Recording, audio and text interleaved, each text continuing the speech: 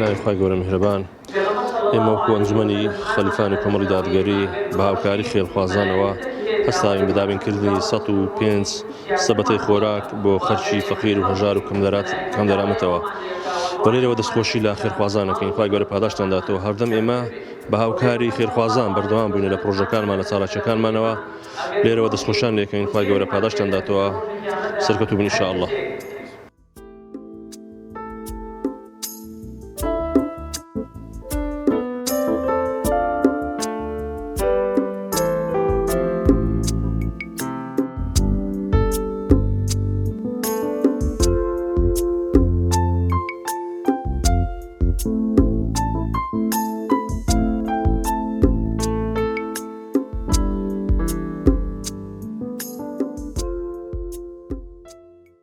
بەناوی خودای گەورە و میهرەبان سەرەتا بەخێرهاتنی کەناڵەکەتان دەکەم و دەستخۆشی لە ئەنجومەنی کۆمەڵی دادگەری خەلیفان دەکەم کە ساڵانە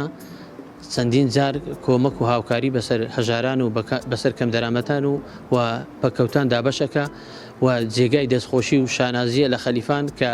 بە پاڵپشتی دەوڵەمەندان و بە پاڵپشتی ئەو کەسانەی کە خێرخوازن پرۆژەی خێر بەڕێەکەن لە خەلیفاندا و سوپاسیان ئەەکەین و ئەوە سونەتێکی پێغەمبەر صلی الله عليه وسلم کە جێبەجێەکەن و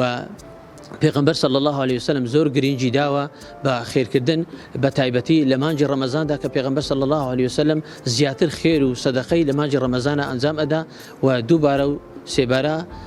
داوای تەمەندرێژی و سەرکەوتن و سەرفرازی بۆ ئەو جۆرە کەسانە ئەخوازین لە هەر شوێنێکە کە دەستگای خێرخوازی و یاخود دەست بۆ دەستی فەقیر و هەژاران ئەگرن خوای گەورە ڕزگاریان بکە و تەمەندرێژیان بکە خوای گەورە ڕزق و ڕۆزی زیاتریان پێ ببەخشی یا رب العالمین.